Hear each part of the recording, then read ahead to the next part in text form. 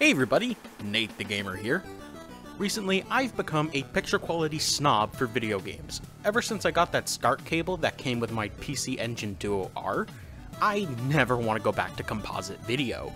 And along with that, I have been marathoning way too many episodes of Retro RGB and my life in gaming, so now I'm only striving for the best in my setup. So basically, I've been chucking everything out that uses that dreaded yellow plug and using anything with component video or RGB Euroscart. Unfortunately, not all consoles in my setup are even native to those two video ports. For example, the NES only has a set of composite inputs with mono audio and RF, which is not gonna do at all. So I ended up searching for solutions and ended up with another NES.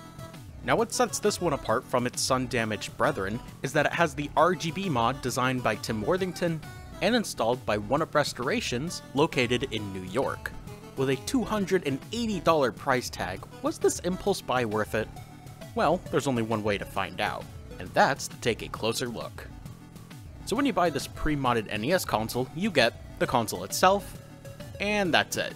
For the price that I'm paying for this entire thing, I would have at least expected some kind of very basic SCART cable, but I suppose that makes sense that it doesn't come with any hookups because most people buying this already have an NES, and this is supposed to act as a replacement. The console itself is very pristine, with no signs of yellowing at all, and a couple scuffs, but it's not the end of the world. The lid on my unit was very squeaky, like a whole lot more than what my old NES was like. I was actually kind of afraid that the whole thing would just break off, but all I had to do was crack it open, give it a couple dabs of super lube on a Q-tip, and now not a single peep comes out of the NES when I close the lid.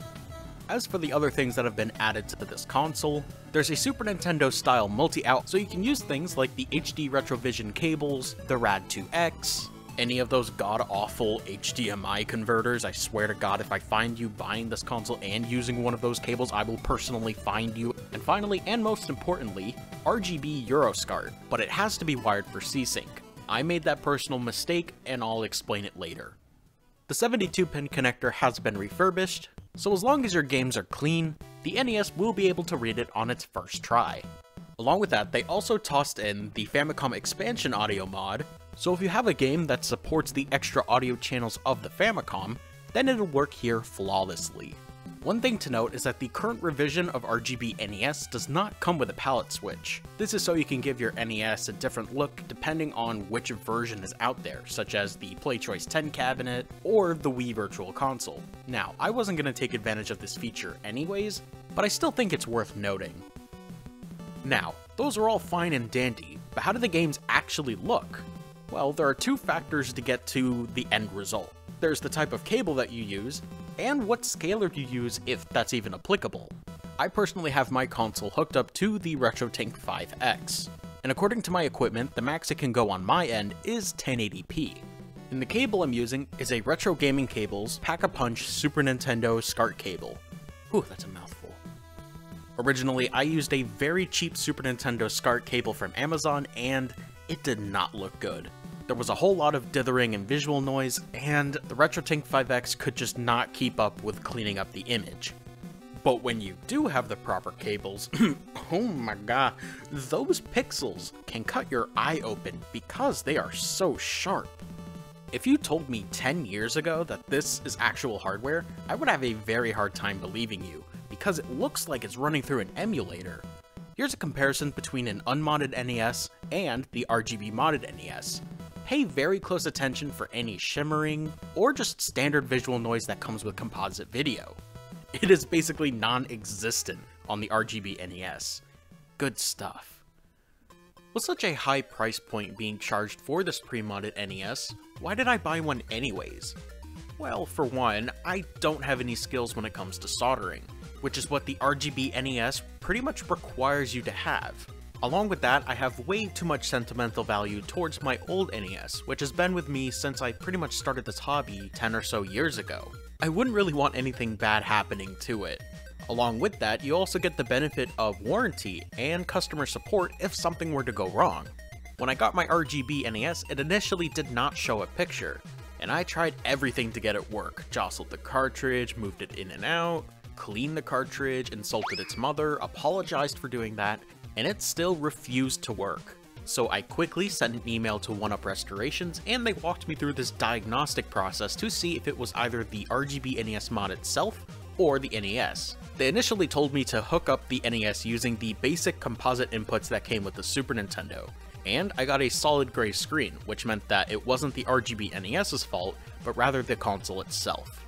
They then told me to not push down on the cartridge, and lo and behold, it worked. So they figured out that the 72-pin connector was a little too tight on the cartridges, but why wasn't I getting a picture out of RGB SCART? When I told them that I now heard audio being played through the speakers, they asked me if my cable was wired for C-Sync, which as it turns out, it wasn't. This mod that I did to make the picture look more presentable broke compatibility because it changed it from C-Sync to Sync on Luma, which is something that the RGB NES mod does not provide. So after figuring out that the 72-pin connector was at fault here, they gave me a prepaid shipping label and I sent off my NES for repairs. 1Uprestorations did a great job with walking me through the process of figuring out what was wrong in my setup. If I did the mod myself, I probably would have been running around in circles trying to figure out what was actually wrong. They even offered to take the RGB SCART cable off my hands to see if it was properly wired, which they really didn't have to do. It makes me feel very confident in my purchase because this console came from a group of people that know what they're talking about.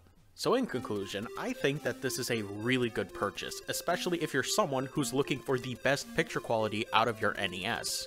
You don't even have to buy a whole new unit just to have the RGB features. You can send in the NES that you already have to them, and they'll do it for a specific fee. I just wanted all those features, but in a nice, unyellowed NES, and they delivered.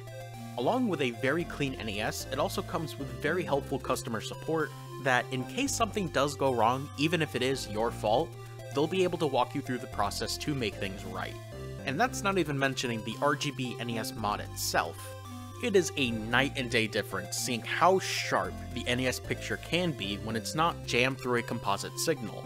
It's pretty much mandatory that you get this mod in any kind of way if you ever plan on playing your NES on a modern display.